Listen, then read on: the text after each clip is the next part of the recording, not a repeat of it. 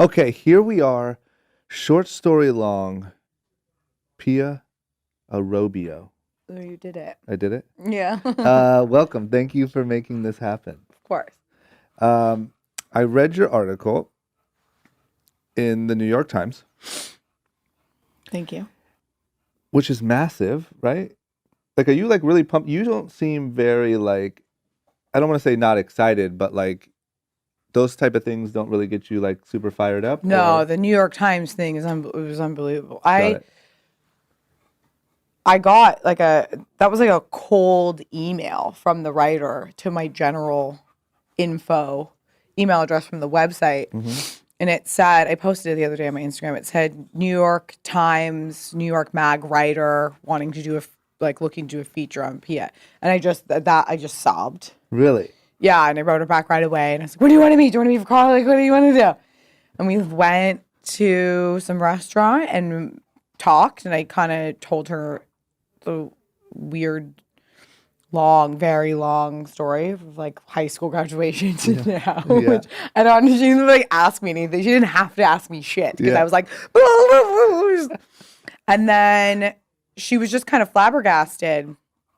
And it's like, okay, let's, I'm going to take this to my editor and we'll figure it out. And that was months before the article came out.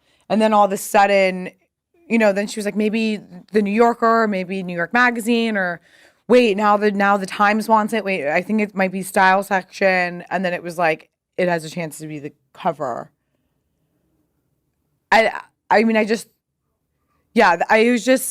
was just hysterical. And I cried and then she cried because she was really emotional. And I honestly feels premature. Like I'm only 30. Yeah, but that's kind of what made it. Which is so cool. Yeah. But like that's why it's unique, I think. Yeah. Like I think had they waited until you were 50, let's say. I'm not saying that your story won't be incredible when you're 50, but I think like that moment, that's what got me, right? Obviously I see a bunch of articles, my friends share a bunch of articles. My friends sent it to me, and that's I don't know, that's why it seems so unique, was because you're only 30 and because you took this risk and that risk and whatever. And it's cool. It was like a week after the 1-year anniversary of the brand launching, which is, it's so funny. I did like a shoot at my house yesterday and I had the Sunday Times on my coffee table and they were like, oh, will you, like, do you read that? And I was like, yeah, I read the Sunday Times every Sunday. It gets delivered to my doorstep and it has for years. So was also, Chiro. Sorry, my dog's here. Can you just lay down? Just lay it down, puppy. Just sit. What's his name? Chiro? Chiro. It's Italian. Oh, yeah, I forgot. Chiro. Sit it down, Chiro. Chiro just had a big really, a big play moment with my dog Shaba. He's really turned. That dog is not your dog. Okay, with my assistant's with my former dog and now my assistant's dog. I don't mean to put you on blast. I'm gonna get so much bad. Like people are gonna be like, "What the hell?" No, you're busy, and I get it. And like that's the thing is like that's why everyone's like you're with your dog too much. But you just unless you're ready to be a mom or a dad, like don't get a dog. So true. I've had two. Total mother. Like if I could breastfeed him, I would. I've had two, and I gave them both away. Yeah, and that's okay. And you did the right thing. Did I? Yeah, because you realized it was above and beyond what your capabilities were. You're a busy guy, and you made a responsible decision to give it to somebody who would take better care of the dog. Yeah, you're right. This dog is my whole life. Accidentally. It's just like if you had like a kid and you had a nanny that the kid accidentally started loving the nanny. I'm not calling you a nanny, Dan. I apologize, but it's just that happens hey. all the time. Yeah.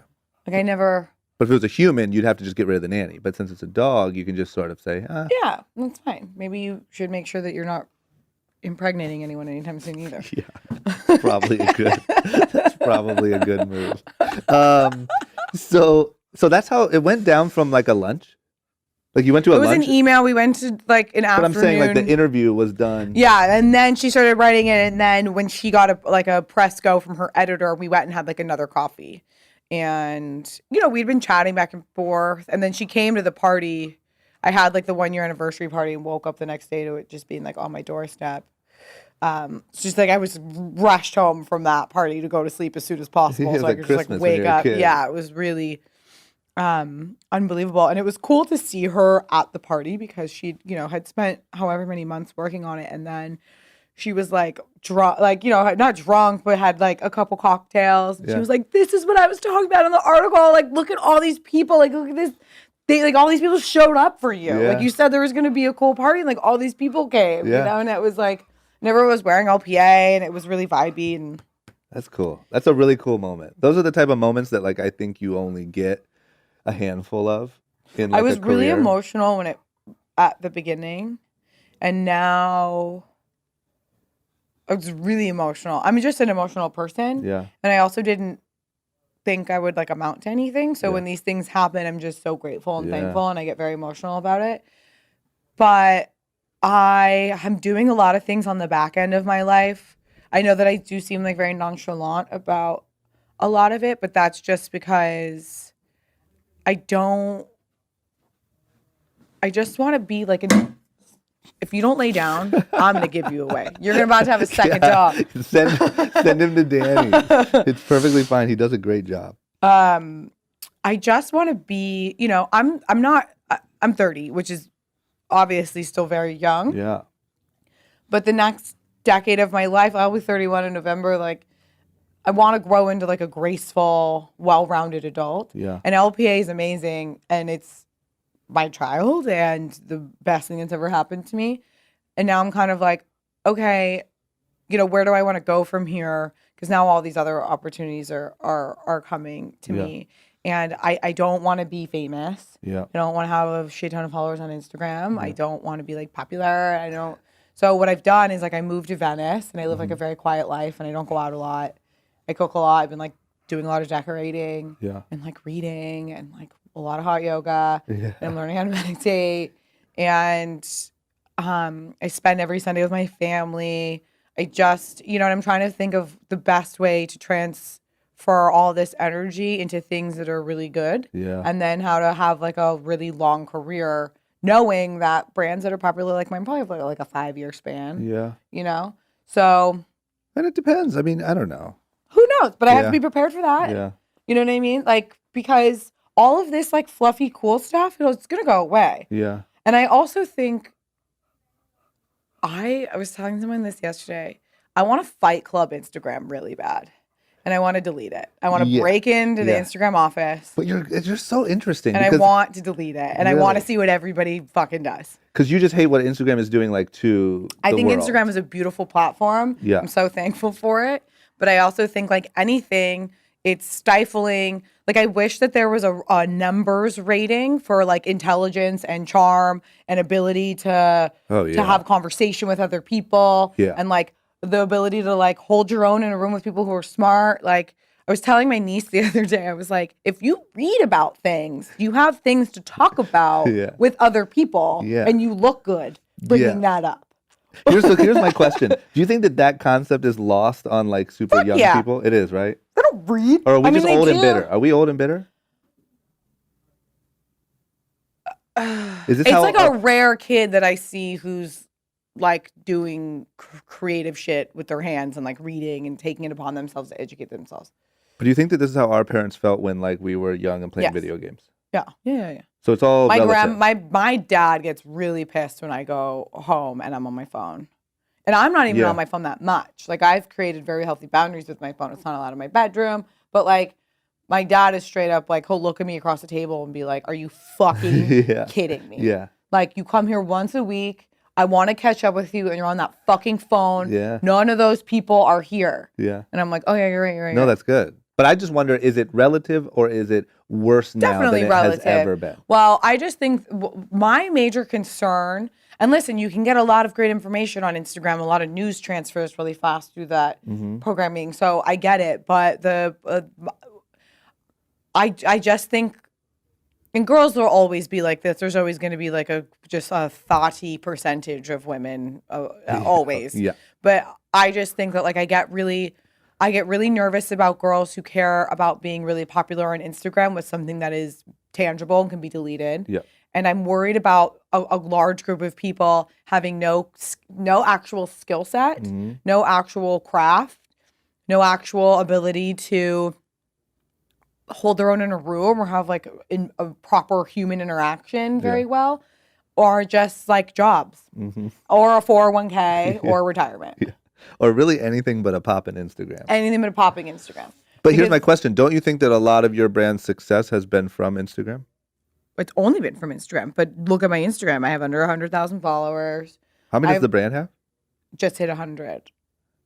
But isn't that like a weird sort of conflict? Compared to what is on... No, because what I show on Instagram are things that are really meaningful and open and vulnerable. And like, you know, it's hard. I have to post hot girls in my clothes. Yeah. And that's what people want. That's what other girls want. Yeah. You know what I mean? So everything is always going to have an aspirational drive. Yeah. Always. People want to be aspired to be something. But, you know, I also, and it's so funny because girls will be like, more normal girls on the Instagram. And then I'll post like a normal girl and like no one will like cares. it. And I'm like, yeah, that's an age old, like that happens here all the time. It's so funny. Yeah. Yeah, I just feel like you and I think, are pretty similar in our feelings for those things. But at the same time, I owe a lot of my brand success to Instagram and I social owe media. everything to Instagram, but I also, before it was Instagram, I had a blog, and my blog was really open. And so as soon as I started Instagram, I had like a lot of followers very early on. Yeah. And like, and I think that, I just think with anything, it's like, you have a blank canvas. What do you use it for? What are you going to put on it? Yeah. You know what I mean? Yeah. And so I just always try to think of like doing the right thing or doing things that are, you know, I'm like really personal on it. And now I'm kind of like, okay, you know, now I need to set up some boundaries with like my personal life a little bit. Why? Because people are getting too like intrusive?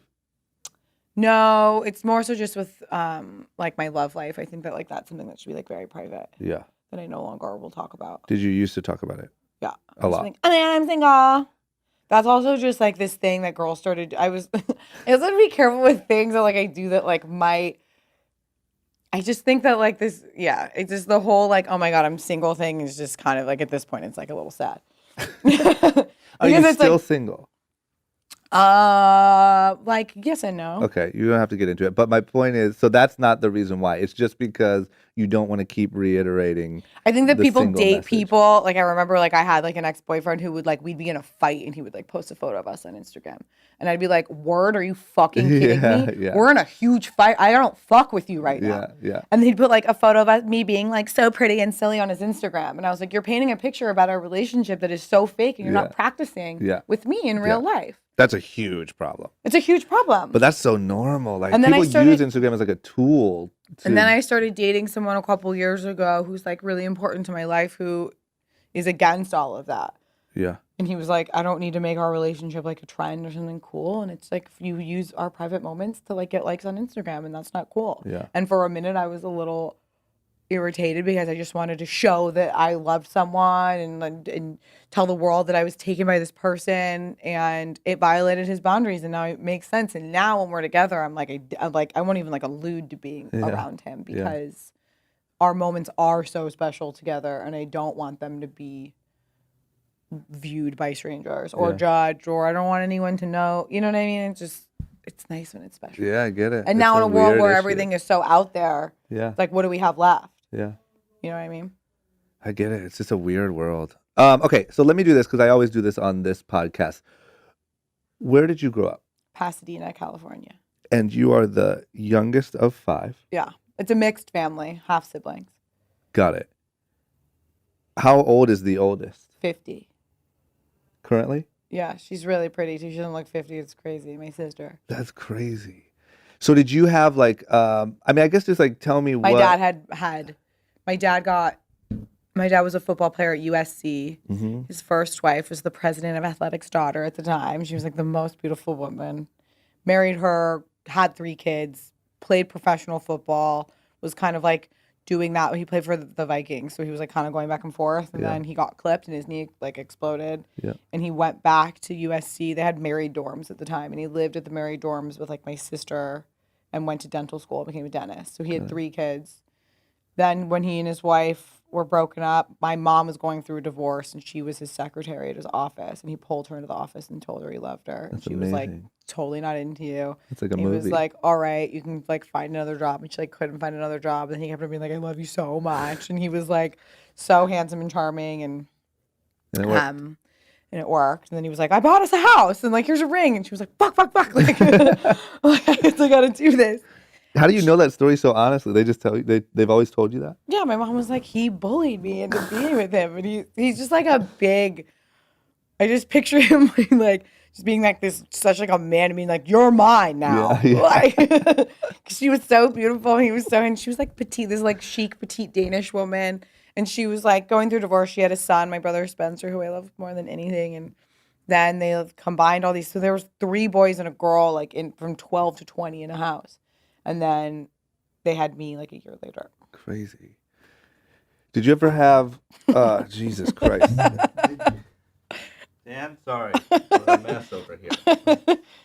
Did you ever have any like youngest sibling syndrome, like where there's all these older, like, and you just want attention, like trying to figure it out? I would walk into my brother loves telling a story, but like if I walked into the kitchen in the morning and they were all like eating and settled and no one was like wondering where I was, I would walk in and look around and I would scream and cry. And I remember doing that. I remember running back to my room and slamming the door and being really embarrassed by what I had just done, but thinking like nobody even cares about me. Yeah.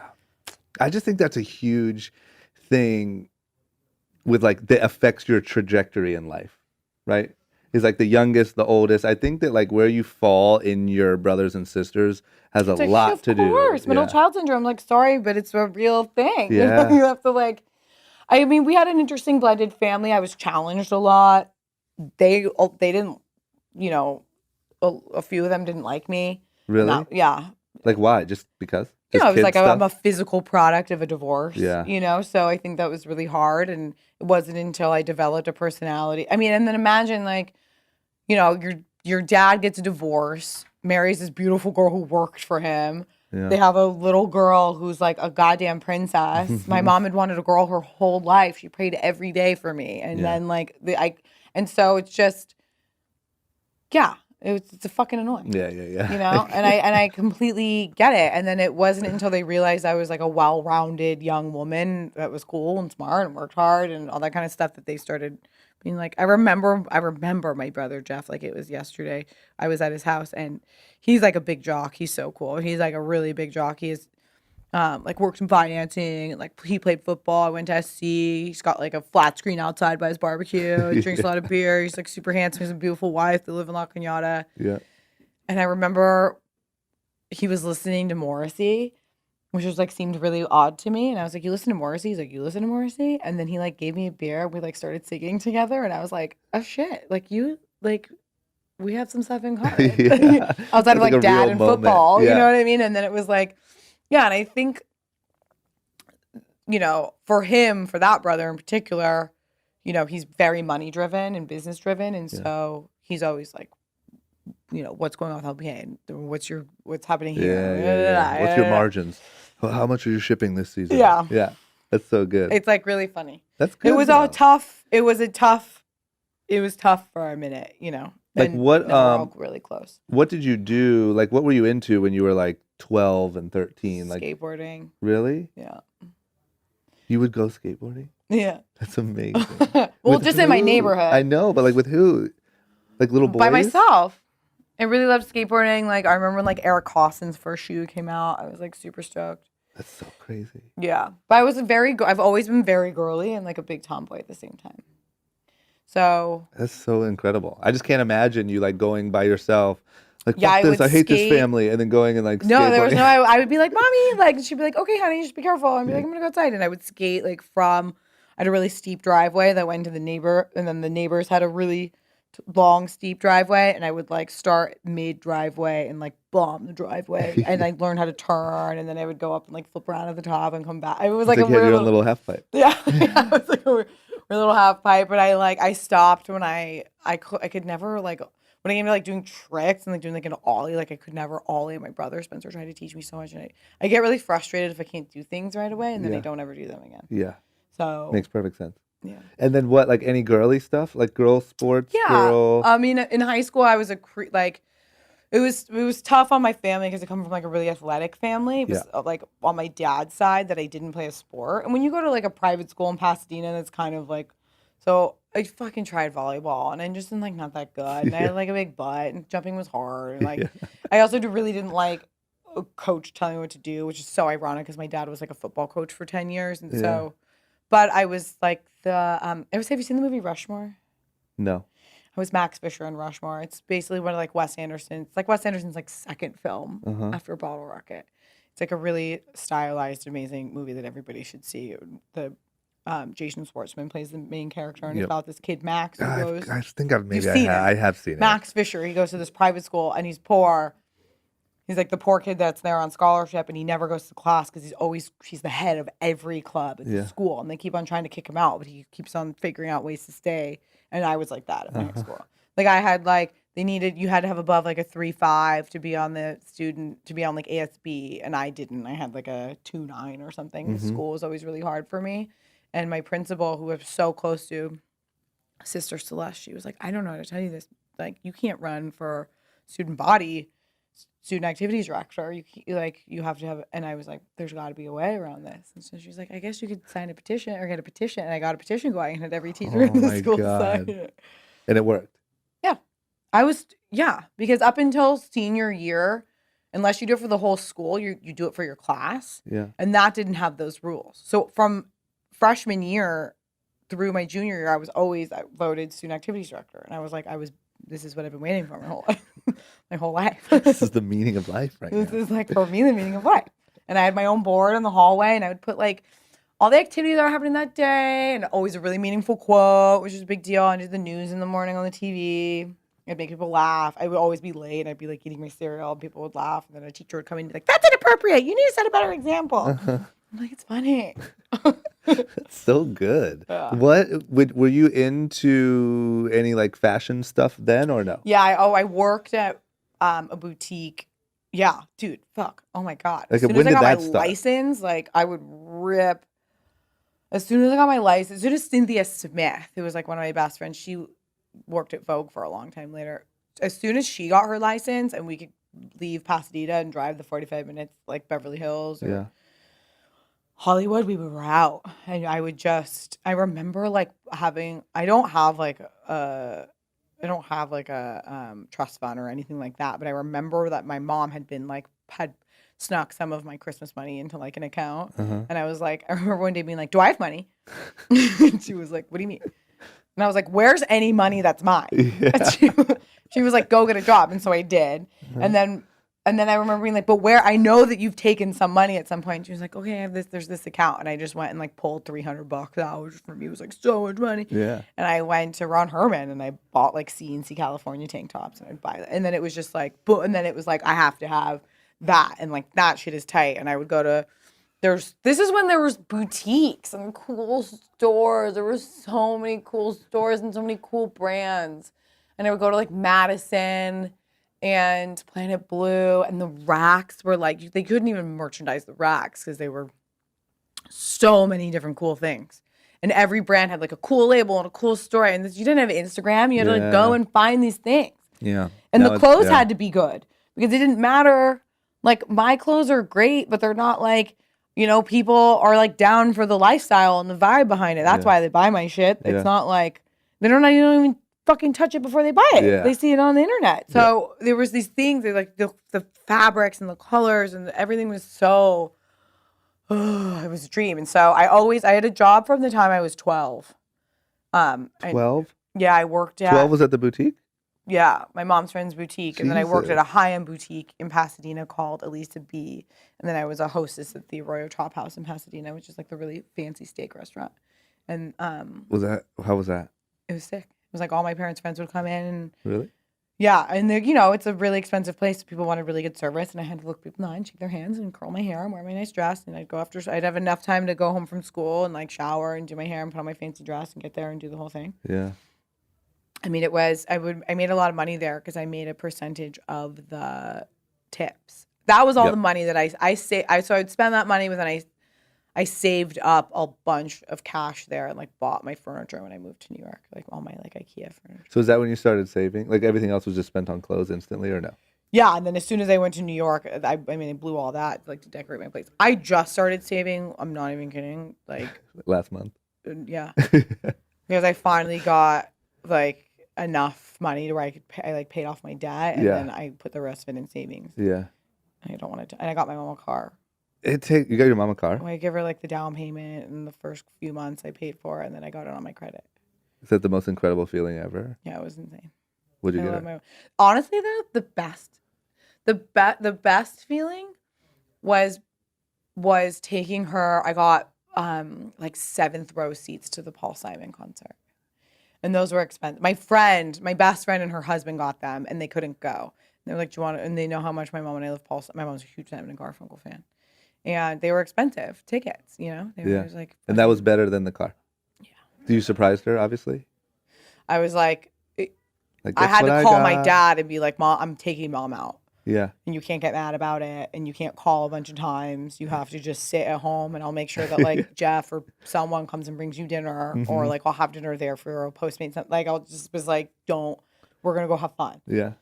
And she and I got just tanked and had the best time, and met great people that I like work with now. It's just so weird. It was a very fun night. And then he played Sound of Silence, and my mom like look over and crying, and I was like, I bought like there was like $1,000 for both tickets. Yeah. That was like Yeah. So it's so dope. Yeah, it was crazy. That's what it's all about. What did you go to New York for?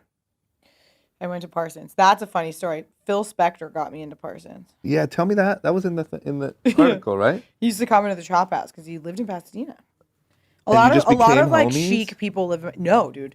He was going through his murder trial. No one was allowed to talk to him. It just sounds so crazy to say. It's not. Yeah. He would come in with this like big bald guy from New York who was his lawyer. Okay. And they would, someone would call and then be like, Phil's coming. Have a table for him. And we were like, panic. And he had to always sit at table 12. And he came in one night. There was probably like the 3rd time I'd seen him in there. The waitress came over to the table. I remember like it was yesterday. This waitress was so cute. I remember she lived in Brooklyn. We used to talk about Jamaican beef. She's like, when you moved to New York one day after I got in person, she's like, you gotta get a Jamaican beef patty, but only in Brooklyn. Which I did. It was just so cool. Was it amazing or no? Yeah, it's funny. Jamaican beef patties are so good. And then she was like, Phil wants to talk to Pia. And I remember like manager and like all the people requested you? Yeah. They were like, he wants to talk to you. And we were all like, everyone was like, fuck. And they're like, you can't go over there. And he was like, you should go over there. And there was like all this talking. And I looked at him and was like, I got it. What's you gonna like murder me at the restaurant? Maybe. It's fine. Like, so I like walk up. I'm like, hi, I'm Pia. And he like whispered to the lawyer. And the lawyer would be like, Mr. Spector, just want to say hi. He understands you're a senior at Sacred Heart. And I was like, yeah. And he's like, where are you going to go for college? And I was like, I don't know.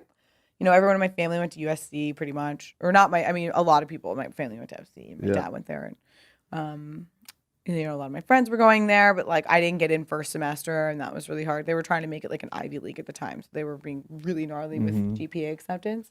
It was when they were winning all the national championships. And so it's like, maybe I'll go. And I'd gotten into like some school. I applied to 25 schools because I didn't know where I was going to get in because I knew some schools would really want me for all my activities and some schools were going to be like, her grades suck. Yeah. And it was like, that was like the peak of just college admittance being the most just sad. It was just sad. Yeah. It was just sad.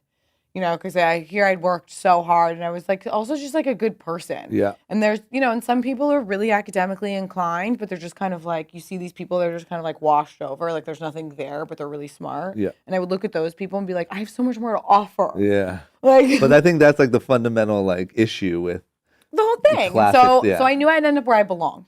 Because I knew that I would end up where whatever admission council knew I was going to do well. You know what I mean? Where they were like, this girl's cool. Yeah. So I was like, that's just where I'll end up. Anyway, so, they were talking and da-da-da. And then I was like, oh, well, I go to here or whatever. But I was like, I really want to go to the new school. But I just found out about the new school last minute. Like my college counselor, for as great of a school I went to, I think she just thought I was a wash. So she didn't think that, now they have such a good art program, but I don't think she thought like, oh, we should send this girl to like she should probably like all the great liberal arts colleges. Yeah. And so I didn't. And I kind of was like, I'd found out about it. I can't remember. It was like kind of like right before, it was like the day of the deadline or like the day before or something. It was like so serendipitous that he had asked, and on that day. And then I said new school, and then he whispered to the lawyer who whispered back to him, oh, you want to go to the new school? Well, Mr. Spector has a very good relationship with Bob Carey, the president of the new school. His daughter's graduating from Eugene Lang right now, which is like another college under the university. Yeah. And I was like, are you kidding me? That's so weird. And he was like, give me your email and your phone number.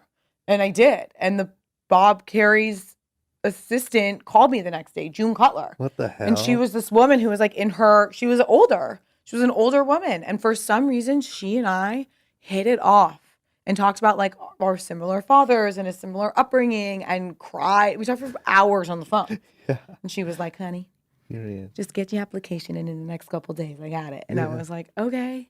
And I already had my portfolio ready. Like, and I just did the questions. And I remember my cousin looking it over with me. I just freaked out and I sent it and I got in.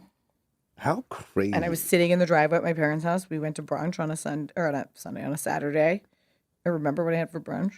I pulled in the driveway because this is the time we were waiting for these. It's like the big envelope or the small envelope.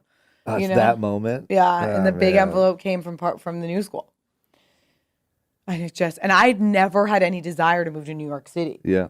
And then at this point, my last brother moved out when I was 6. So now I'm best friends with my parents. We're like the fucking three amigos. Yeah. I'm obsessed with them. We spend every second together. And now I have to. Now it's like I can't turn this down. I have to leave them. Were you scared? Yeah, I cried every day for a year. I was severely depressed, and my mom was so devastated and couldn't tell me she was devastated. Like we were both privately suffering to not let the other one know that we were suffering, so it wouldn't upset the other one. That was the first year that you were in New York. Yeah, my dad would call me. He'd be like, "She's sleeping in your room." Like she's like, he would like smell my pillows. It was also a tough week. Like the week I moved there. My dad was in the hospital recovering from a surgery where we literally were like, maybe you're going to die. Jesus. And my mom's mom died. Man. My grandmother. The same week that you left. Same week I left. It was the worst week of my mom's life. Yeah. And then I remember laying in bed with her, couldn't sleep before getting on the plane. Oh my God, it was awful. It was like, it makes me so, it was awful. Yeah. It was awful. We like went to the Burbank airport to like get on my JetBlue flight and we just cried. Yeah. And now to like fast forward, oh my God, when she got the paper, she was like, where do I even get, they get the LA Times every day they read the paper. Uh-huh. Every day they read the paper. I mean, the sound of the crunch of the newspaper, like on my dad's bed and my parents' bed, was like, because now the dogs crawl on it too. I can hear it in the morning when they call me. Yeah. They don't get the New York Times. So, she's like, I guess I could just go to Romans, So she went to Romans in Pasadena. And she called me. I was like waiting for her call, and I knew she would see it and she just, this is gonna make me cry too. But she just called me. She just was hysterical. I couldn't even hear. She was like, I was like, she just kept on saying, "Who are you? Oh man, like who? I gave birth to you? Like, that's so cool. Where did all this come from? Yeah, you have some really good moments. Yeah, I've had insane moments. Like really good moments, and like you like cherish them really well. Oh my God! What is this what life is about? I know, but you're good at it. I mean, you're literally making me like go through like, man, do I have any of those? How did that go when of course you that did. one thing happened? I do. I just need to get better at like remembering them. Can I tell you? I don't know if I can do.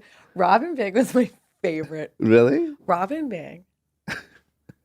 Even though I know a lot of it was fake, and I don't want to talk about it, because I just want to keep it as it is. Yeah. Robin Big was so fucking funny and I watched it all the time, and like I watched it up until like kind of recently, and like also how recently is kind of probably like a year ago I watched an episode, because I also used to live in like Hollywood, and so I was like they're all around me like they're close. like and then like it was so funny, and I remember my brother and I bonding over it so much because he was like, dude, you watch that show? And I was like, yeah, and we like watch it together. It was so, because you were like 21, 22 when it was on. I don't know. You had to be, right? I'm trying to think how old I was because we're the same age. So I was like 19 through 22. Wow, really? Yeah. That was your college? Yeah, that was my college. Weird college. So when I got connected with you, you knew, you were like, oh, that's the guy from the thing. Well, also Christina works here, who I love so much. But like, yeah, of course. Yeah, I was like, that's drama from fucking, dude. Oh, well, Rob and Big Black didn't like each other, right? Well, towards the end, they had a thing. Okay. But he was on Fantasy Factory. Oh, okay. Yeah, they became friends again. That was so funny. Yeah. Damn. That's People really should watch funny. it. That's really funny. Because it's actually like I feel like I have good taste for comedy. Yeah. Like I did comedy sports in high school. Like I wanted to be, it's actually like from like just like a comedic standpoint. Oh yeah. I think it's one of the greatest things ever. Yeah. It's brilliant. I agree. And to like the fake point, his body and the way that he just the crazy part about it is how much of it was like freestyled. Yeah. Like so much of it was just them like messing around. Yeah. Anyway. Okay, here's my question. So explain to me what it's called, the New School. Yeah, New York, it's the New School, and then under it is Eugene Lang, which is like a liberal arts like writing and and then there's Parsons, which is the design art. So I start my first semester. I was at Eugene Lang because I thought I wanted to be.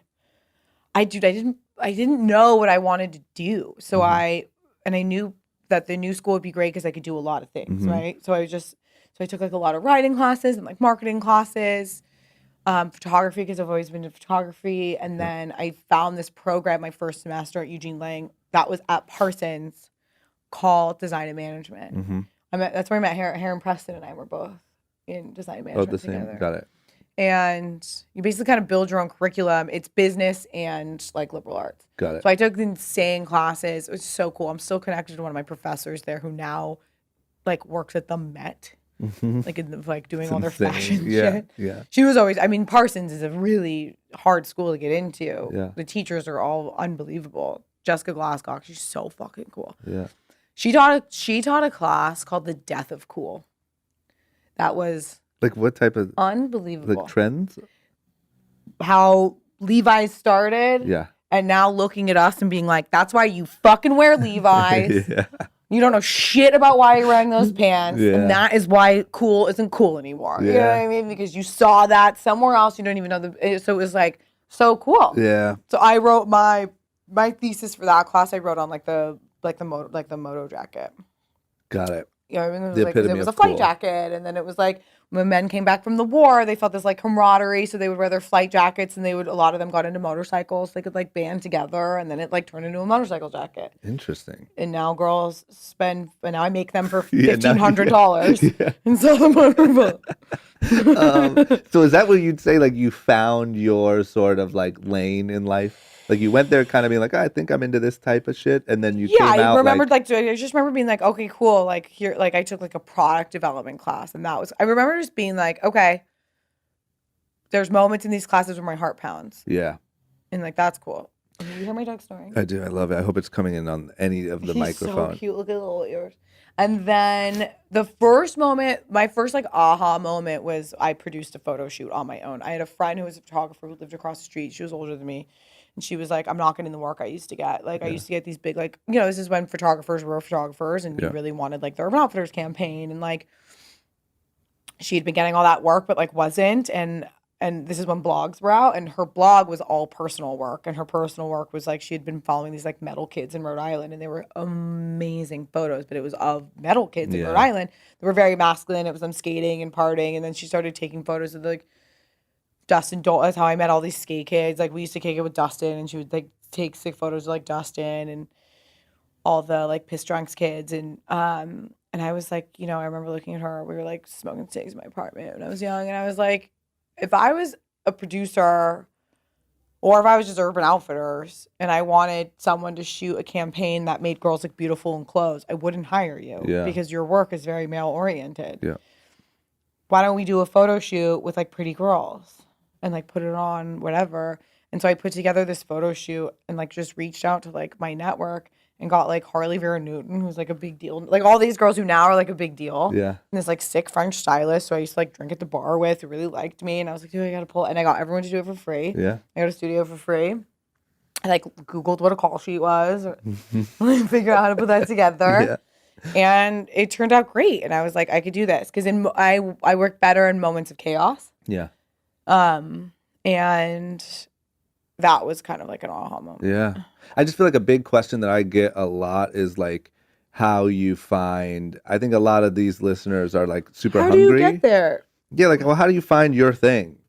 You know what I mean? You got to do lots of shit. Yeah. That's what it is. I did so much. Yeah. I did so much. I mean, 2 years ago was like, what's my thing? Yeah.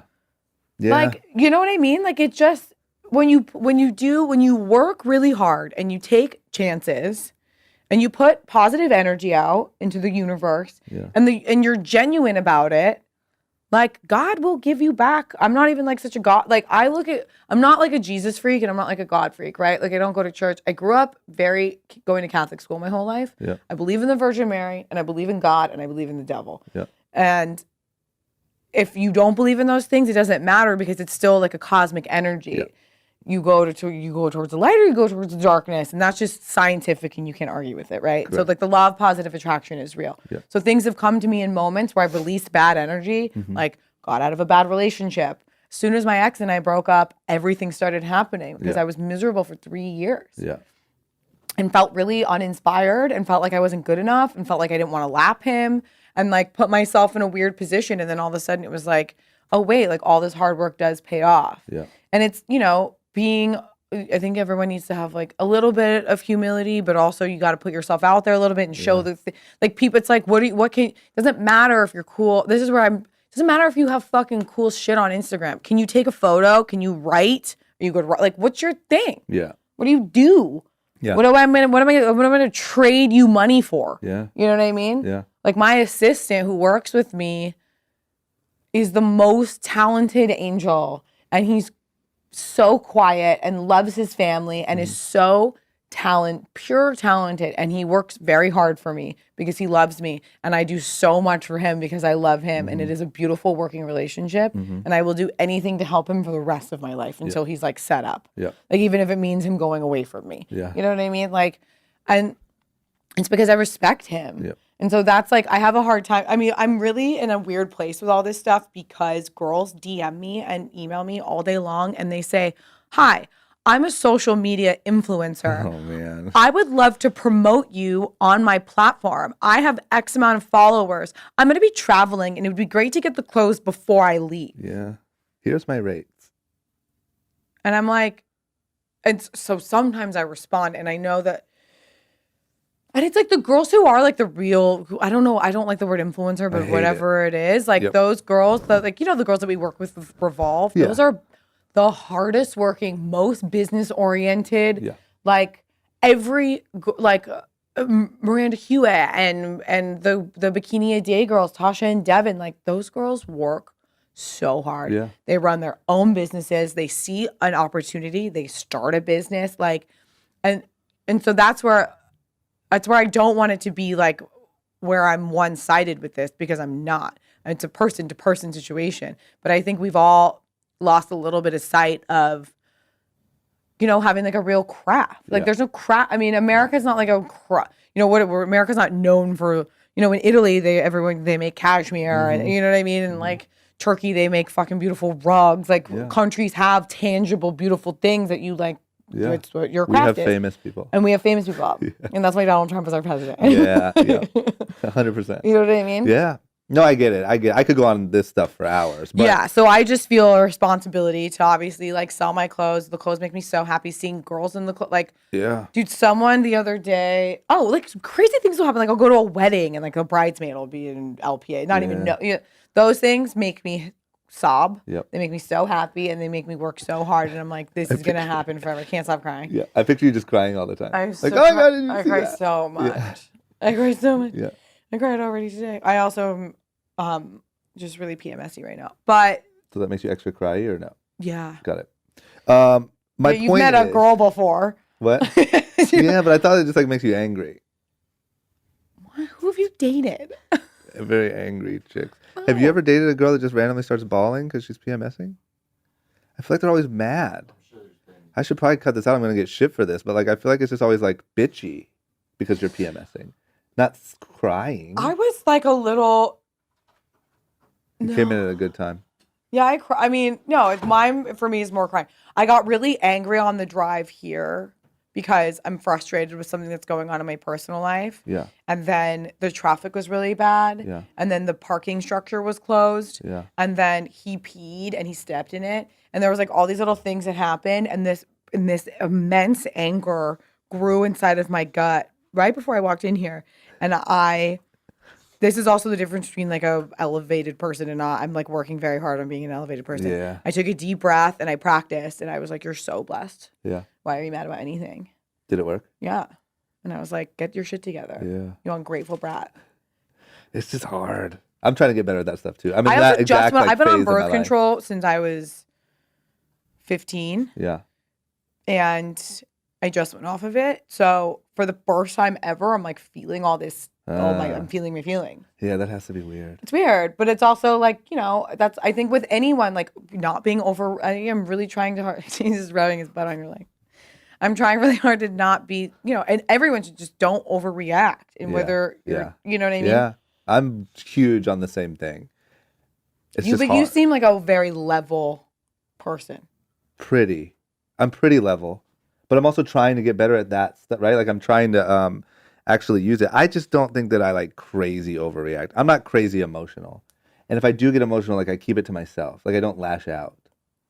I get emotional and now, you know, I have like a responsibility to not get emotional. Yeah, and then it affects other people. That's the problem. You know what I think part of me too is that I have been, so I think being on TV at a young age made me feel like, you know, you have a responsibility to act a certain way. Like you can't be the crazy person because now you're not just the crazy person, you're the crazy guy that takes himself too serious because he was on Rob and Bake, right? Mm-hmm. And then when you start a business, which has been 8 years now, so since I was 21 or 22, now then I feel this responsibility that I can't do that to other people, right? Yeah, because of course. you're trying to run this business. Yeah. So I think I've always had to like throttle it a little bit, but it doesn't mean it still doesn't happen internally. So that's the part that I try to get better at, right? Women are a little bit more outward and then emotional, dramatic. I mean, I have like fiery blood and my mom's an emotional, like really connected woman. And my dad is like a very hot, angry Italian man. And like the combination of the two of them is me and like one person. It's like a lot, you know, but I can't,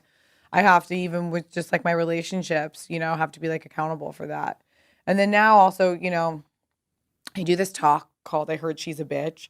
And it's about understanding if somebody is being a bitch, like, you know, not calling other women bitches, like women internally. And then also understand, like, if someone's being a bitch, like, maybe they're going through something. Yeah. And instead of being like, she's a bitch, being like, maybe that bitch didn't want to fuck with you right there. You know what I mean? And people do that with me a lot where they see me. And if I'm not Pia, it's like, perform for me, monkey. Why aren't you being? And like, I'm tired, man. Yeah. Like by 4 o'clock, like, I'm tired. It's true. I'm really tired. And I'm trying to figure out how to like, stop itching. Like no, he doesn't have fleas. He's got them. No, because he was in the grass earlier. He gets itchy. He got a weird rash from this office. It's your office. Something's dirty in here. Amore. But I get that. I have felt that way for a long time, right? But I think that that's part of what's made me so like, which probably could be like, but it's different. I think it's also like I hate to be like women have it worse, but like it's just, you know. No, it is true. Yeah, like if you're like being we have bitchy, it a little bit worse. If you're being bitchy, where it's like what's wrong with her? Yeah. Or if then I'm like a boss. You're hot. Yeah. Like look at him taking charge of that room. Like fuck you all. Yeah. Yeah. Okay. So what time is it, Dan? Almost 1:30. Shit. Oh, I can go. It's whatever. It's fine. Okay, 20 more minutes. Okay. Okay. Maybe 15. We can do 20. Deal. Here's my question. So he didn't give the 5 o'clock mark. He did. We have a secret thing where he puts the can on the floor.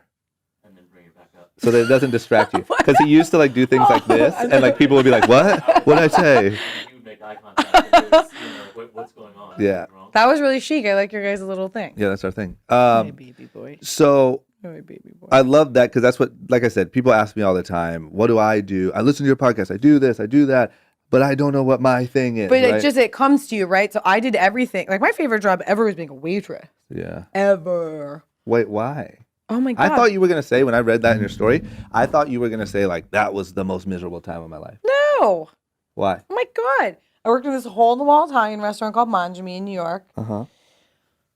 The owner was like, it's just this guy opened this restaurant with his wife. He was from Milano. She was Japanese. They never fucking got along and they argued all the time, which was so funny. Publicly. Yeah. Oh, yeah. And he used to be a DJ. So he had like all these cool European people who would come in. We'd listen to great music. And I would like hustle pasta all night long. And like, it's a great way to, I just love human interaction. Mm-hmm. It's a great way to understand. I mean, listen, if you fuck up someone's meal. Yeah. They get People get upset. mad, you know? So that's how you learn how to read people. There'd be times where I would like make a little joke and that would be, people would be like, and I'm like, okay. So I just have to be like really quiet and polite with this table. And then this table likes when Pia's being funny. And then like, so it's really good to learn how to read people. Yeah. Like to learn how to multitask. Like, did I fire table 12? Cause like, you know, you have to see like they're finishing their appetizer. So I want to make sure that by the time they're really done with that the pasta's ready. It was just, and then I love moving around. I would get sweaty. He didn't have a dress code. So I just wear like little shorts and my like motorcycle boots or Vans. Oh my goodness. Oh, you we're have that best plate. friends. He'll never feed you. So if I were He's you, so that's loving. not the one to Maybe he's kiss just hungry, up to. huh? No, he You just want wants. Danny to take you home? No. I hold him all like, amore, very cool. Oh, that's what he wants, huh? He's just lonely. He's bored. Are you lonely? He's not lonely. You're He also lonely. loves men because he only sees his dad like once a month. Are you lonely? Do you want to talk? Say something. Say something cool. Say what it's like to live with me. Say what it's like to... Okay, come here. Get down. You're just Get off me. yeah, I love that job. And I thought that, and it's also just like fun and great. And I like, you know, it was nice to have days to myself and go to work at 5 and be out all night. And then it was like, I felt like I didn't need to go out, or if I did, I was like fired up from the night. I don't know. I just loved it. Yeah. I mean, I would love to open up. Stop it, Chiro. You leave me alone. Sit down. Chiro. I would love to open up a like little restaurant one day or like a little store and like be in there, you know, and just interact with people. Very cool. Thank you. Nice. Got it. So, where did you go straight out of college? Did you work at a clothing line? I lived in New York. Straight out of college, I was freelance producing after I did that photo shoot and waitressing at the same time. And I started casting for Diane Martell, street casting. So I would cast like Beyonce videos or Pharrell videos, and I would like cast on the street, or like I'd go to like, oh my God, what's that? Orchard Beach in the Bronx. Oh my God. What is that? It's nuts, dude. It's nuts. You You know know what what I'm it talking is? about? Is Have it you a been club? there? Yeah. So I used to cast at Orchard Beach. What is Orchard Beach? Orchard Beach is like, it's like all of like the most like ratchet Dominicans and Republicans. That would be something. That'd be a cool place to go. Just ratchet Dominicans and Puerto Ricans, Republicans. which is like my favorite. That's what I miss about New York so much. Is like that. I miss hearing like reggaeton, like playing all the time. I miss it so much. Yeah. Anyway, but it's like it's like ratchet dance party during the day, like drinking, like little girls in like the sluttiest bathing suits, like people just like living at the beach. It's like it's like bringing the Bronx to the beach. It's like right there.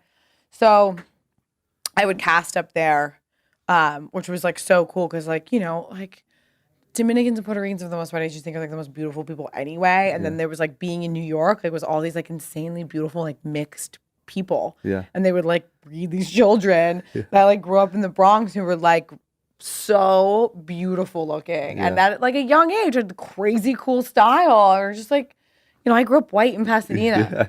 It's fucking boring. You know, like I get it. boring. Yep. Like, thank God I live in Southern California and there's like Mexican people because they really you love. should see white in Ohio. Yeah. Whoa. It's like super white. Yeah. Yeah. We don't. Yeah. There's nothing. What are we known for? You know what I mean? What, Pasadena or white just people? White people. We're known for just ruining shit. Yeah. Like just So making it I would go whack. do that, and that was amazing. And then, you know, I would cast for Beyonce videos and do cool stuff. And Diane was like so encouraging. And then I started working at People's Revolution, and I lived in the back of so broke I couldn't afford an apartment, so I lived in the back of the showroom. So the office was on the second floor. Kelly Catrone lived on the third floor, and the showroom was on the fourth floor. And I lived in like a makeshift room in the back for a year. And then after that, got an apartment and quit and got the fuck out of that. And which is like that I should write a goddamn book about. And then started working at Reformation. Got it. And I was at Reformation for a long time. And you were at Reformation in New York, working in New York. Yeah, the offices used to be in New York. Got it.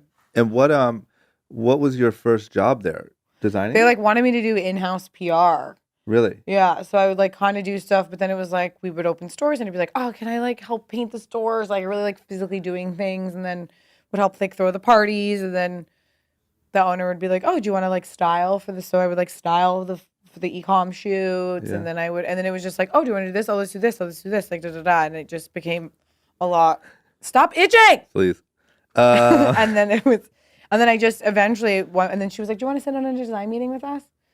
And I was like, "Sure," and then that was kind of it. Like, and then I left for a little bit, and then I came back and was just the designer there, which was amazing. And that's how it went? Like, you just got in wherever you fit in, and then you just... Yeah, you figure it out. I know. You're just, and I that's learned a lot, you know? It's like Yeah. nothing is better than like fucking up. Yeah. So I would like mess up and be like, okay. I remember I ordered the wrong neon. Okay, so do you see this neon sign? Uh-huh. That's glass Okay. with red inside. Yeah. That's why that's red, right? Yeah. But it would be more red if this glass was red, Yes. right? Yeah. So we wanted a red neon sign for the Reformation store on Melrose. Uh-huh. And to be quick and get it done fast, it wasn't detail oriented. And I said, I want a red sign. And they said, you want red glass or white glass? You want white glass with red light, or do you want red? Like red glass. And Yeah. I was like, clear glass with red light sounds fine. Yeah. So this sign from across the street, especially, weak. it's really weak. Yeah. And it looks kind of pink. Yeah. And we had put together a really specific deck that said, these are our colors. It's green from plants, and it's neutrals from wood, and it's red neon, bright, Yeah. cherry red neon. And the day that we opened, the sign got delivered that morning, And it was weak as hell. and it was weak. And the owner called me and was like, and I was downtown at the office, and she was like, the neon's wrong. Mm-hmm. And I was like, are you kidding me? And she was like, get here now. So I drove from downtown to Hollywood and crying, or just like, Of course. of course. I just knew I was going to get like a lashing. And she was so mad that she was very calm. And she put me in her car, and we drove up and down Santa Monica Boulevard. And she goes, you see that neon? That is clear glass with red. Do you see how bright that one is? That is red glass. Did you ask those questions? Yeah. Or when they said, what option are you going to pick? Did you go physically see those to know you were making the best choice possible? Yeah. And I said, no. She goes, no, you were moving quickly, and you made a very, very, very bad decision. Uh-huh. And now you're fucked up. Uh-huh. And now I have to get a new light. And it's the day of the party.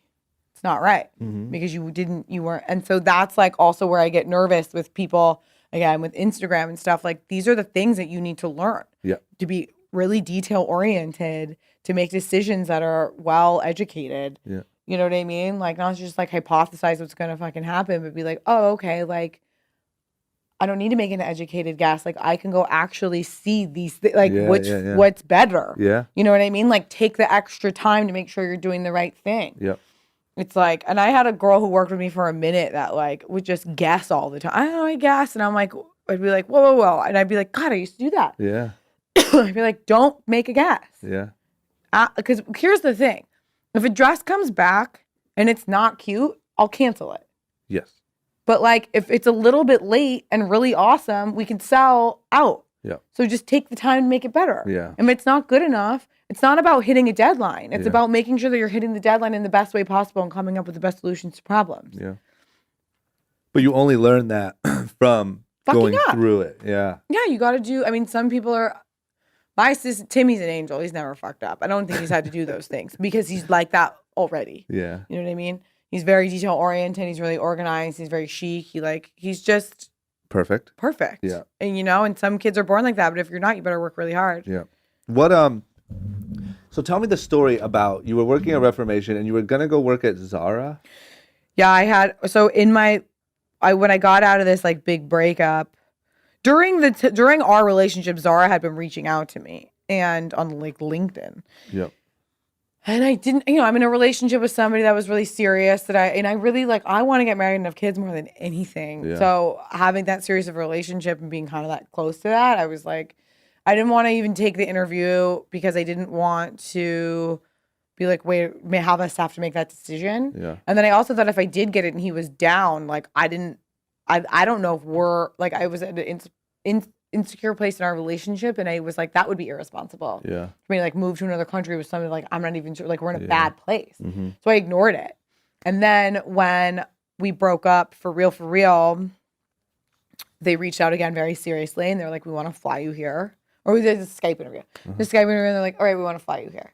And at the time, I was like, I have no desire to move to Spain or do any of that. But like, was like, I really want to go on a trip and like eat, pray, love myself. And I want to do it in Italy. Yeah. And so I took the interview to like get a ticket to go to Europe. Yep. And I changed the return ticket coming back from Naples and went to Positano. Mm-hmm. And so I have the interview. So I asked my friend Emily if she'll go with me, meet me there. And she happened to host an event with Revolve on the 4th of July at the Hamptons. Mm-hmm. And they, you know, obviously they flew her there. So her return flight was to Naples to meet me. And Raisa, the head of marketing at the time, was like, oh, what are you going to do in Italy? Who are you meeting? She's like, oh, I'm going to meet my friend Pia. She interviewed at Zara. She was like, wait, Pia from Reformation, like she's willing to leave Reformation. Like we want to work with her. Everyone thought I would never leave Ref. Yeah. And then the Zara people ended up being incredible. I ended up having the best time. Mm-hmm. So I had my interview. The next day, I land in Naples. I meet up with Emily at the airport. I like get off the plane. She's like waiting there for me. She's like, dude, the 4th of July party was fucking crazy. It was so fun. Mm-hmm. Oh, also, like this girl asked about you, Raisa. I was like, oh yeah, I know. She's like, they want to work with you. And I was like, that's weird. And she was like, well, did you like Zara? And I was like, yeah, it was dope, whatever. So then we like, again, I'm sobbing because I'm in Naples and like I'm in Napoli and I'm just so happy to be in Italy and I've always wanted to go to Positano. So I'm like, we're driving and the driver is so cute, looks like my grandpa, and I'm just like in heaven. It's just like Italy's just everything. It's like the best place in the world. Uh-huh. And so we like get to our little Airbnb, and then one of my friends was like, oh my God, right away I put on Instagram. This is also where Instagram's great. I'm like, oh my God. She's like, you're in Amalfi?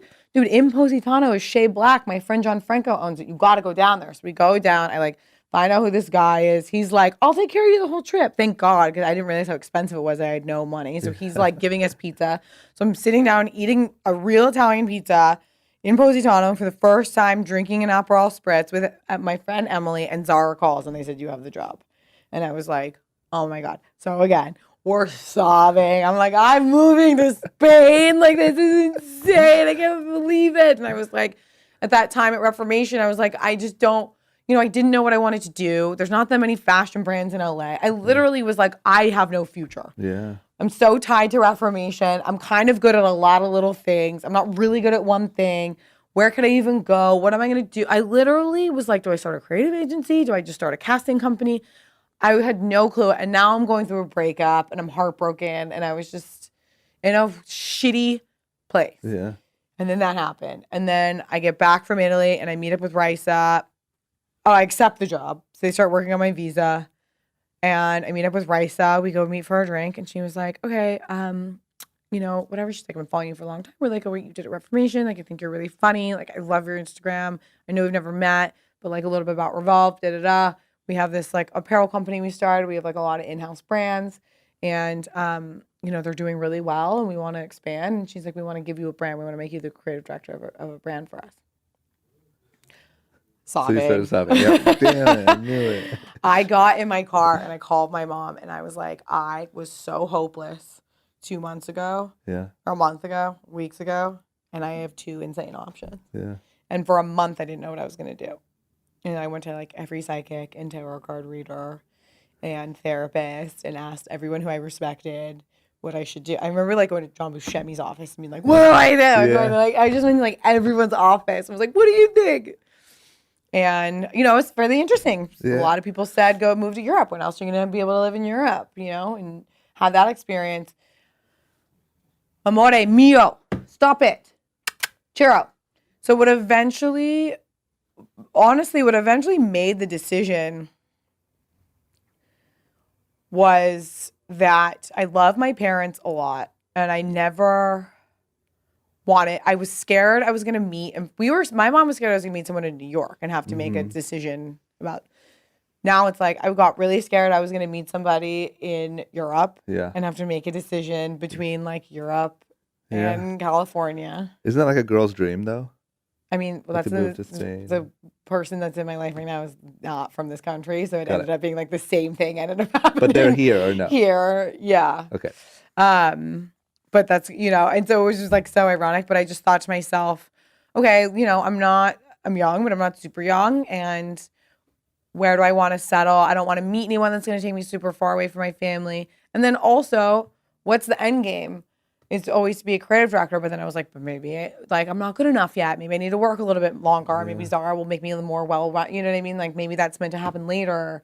And I really need to like get my design skills better and be a more worldly person before I start my own brand. You know, I also am not, here's also what I tell everybody all the time. If you're not good at something, it's more important from my perspective to know your weaknesses and your strengths. Yeah. And don't ever pretend like you can do something that you can't do. Yeah. I can't ever manage money properly.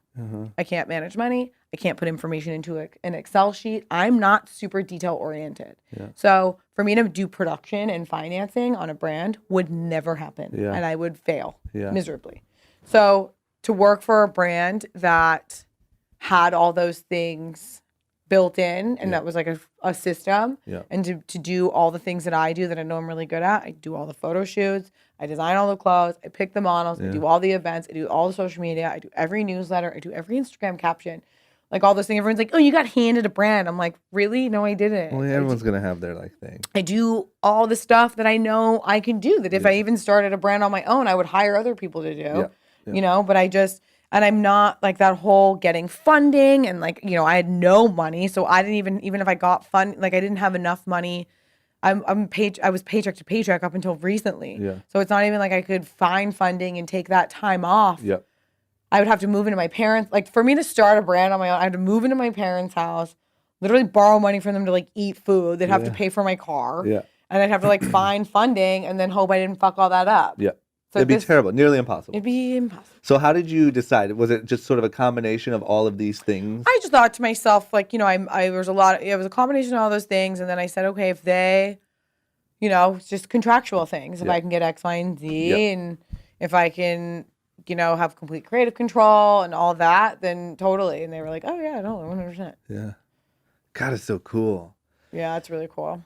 Was there like a big launch? Did you do was there a big moment, I guess, that's also in one of these? The big launch party. Yeah, like that big moment that you just remember more than anything. I always thought for so long, like you think, right? Like I remember going to events in New York for 10 years, the 10 years I lived there and being like, God, if I ever did something, would people show up? Yeah. So the night of the launch party, I really wanted it to feel like you were in New York. So I found a warehouse in downtown LA and had a huge warehouse party. Diplo showed up and DJ'd with like Virgil, which was insane. Jesus. Like it was like so like Virgil, like, it was just so all these. It was people were like, this is the shit. Like it was insane.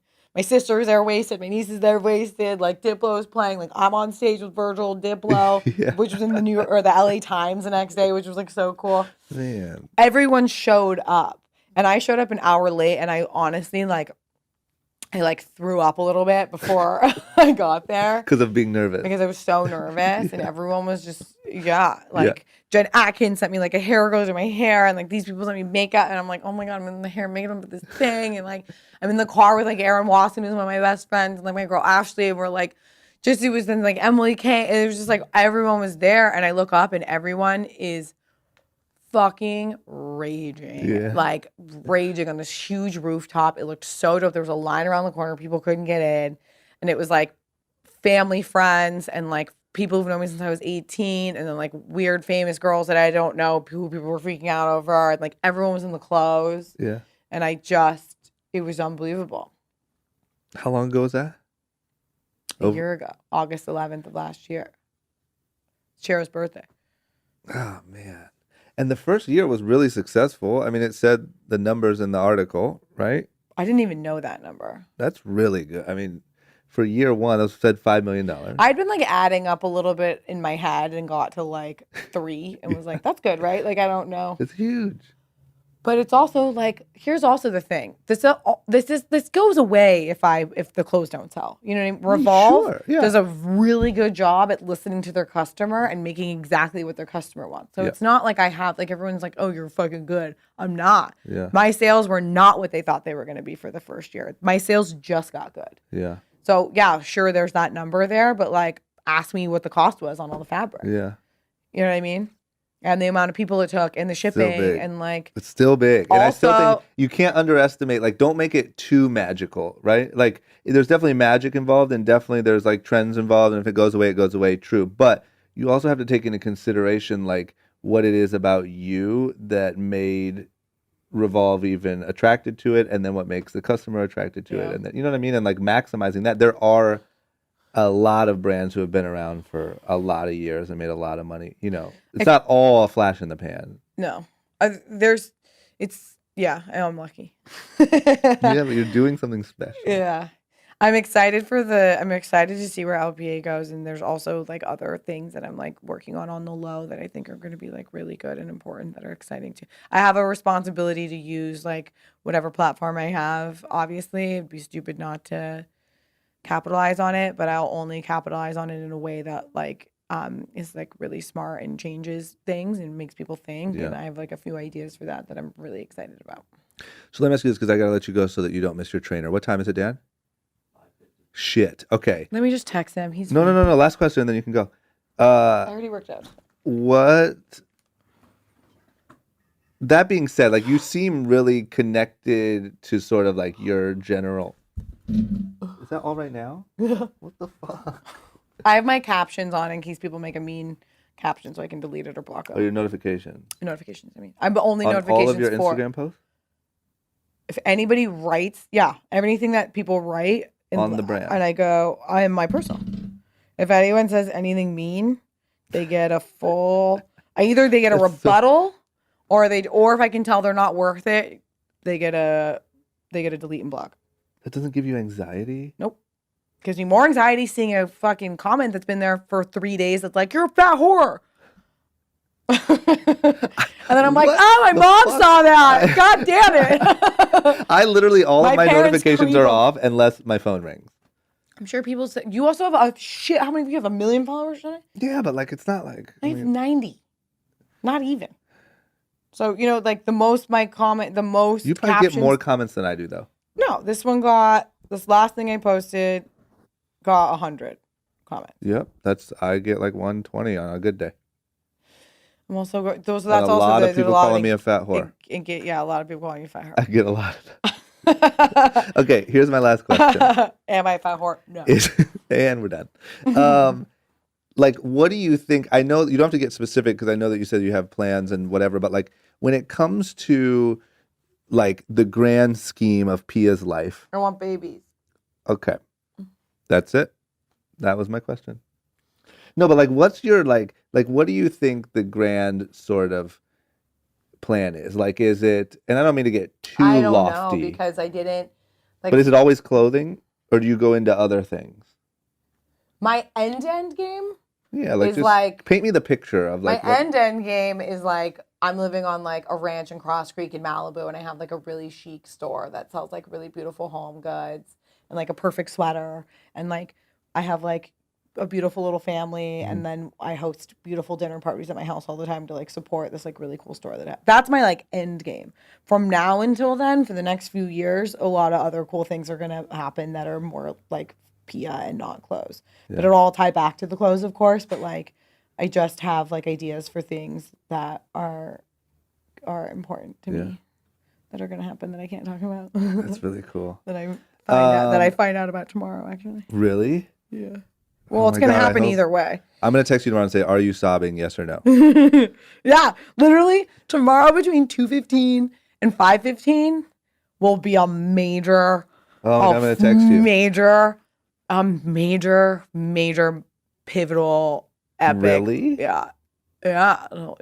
Okay, well, tomorrow on my way home, I'm going to see a photo of you naked after. on like Melrose or wherever. Because every drive on the way here and home, there's photos of you naked. My sweet, like the man who like works on our like my like little. I live in like all these little row of bungalows in Venice, and like there's like a woman who like lightly cleans all of our places. We all share her, Raina. She's so nice, and her husband, and they come and they like work on all of our, and her husband on Friday, like came, I make them coffee in the morning when they come. We do like coffee in the morning. And they came in and they were like, Miss Pia, we saw it. We saw you. They just saw it and recognized you? Yeah. And I was like, what do you mean? And he was like, you know what I mean? We saw you on Lincoln. And I was like, how did you know it was me? And he was like, your tattoos. I was like, fuck. Oh man. Yeah, because I'm covered in bad tattoos. So like it's obviously very, and you know, it's like this is what I've always grown up with. Like I'm so thankful that I grew up in Southern California around so many Mexican people because I just love them so much. But like, you know, every cleaning lady or like every like family friend or like anyone always is like, "Are you married yet?" And keep your clothes on. You know, they're so Catholic. And he was just like, "You're not married." Like I could just see this like, just what were you doing? Yeah. Like a moment. Worst case. There's also one next to love the it, Chop though. House where I was a hostess in high school. There's one out There's so many. besides my high school. There's because my high school's on top of a hill. There's a naked photo of me in every like major important. There's one on the Soho Grand. I lived across from that when I lived at People's Revolution. I was in like what was their meeting? What was their buy? They spent like $1 million on fucking billboards and bus benches. No clue, and I'm not gonna ask. These things are everywhere. Emily's like that whole team. Like Emily and the girls, like the way that Emily runs that company and the girls who work for her and that whole team is brilliant and lovely and wonderful. And you would show my asshole for that if I had to. If they were like, "We're making assholes cool and here's a cream for it," I'd be like, "Fine, whatever Fine, you do." you got it. Because How many it just- billboards? And like my body's like, I was talking about it in therapy this morning. My body is the hardest, the single biggest point of contention in my life since I was 12 years old and got like fat for the first time. Really? Yeah. I struggle with every bite of food I put in my mouth. I think about, I count my calories and then I like I had like 4 slices of pizza because I'm just like a foodie the other night. Can't stop thinking about it. Yeah. Like I'm like, food's like a gnarly thing because I love to eat and then I forget and then I get chubby and then I make clothes. Yeah. You know, it's really hard. So doing something like that was insane. Yeah, well, you did it. And now it's everywhere and it's fucking cool. Free porn. You should be pumped. Thank you for doing this. Thank you for making it happen. Go Sorry, to your trainer. Sorry, I kept on flaking. What? Sorry, I kept on flaking. That's okay. We did it.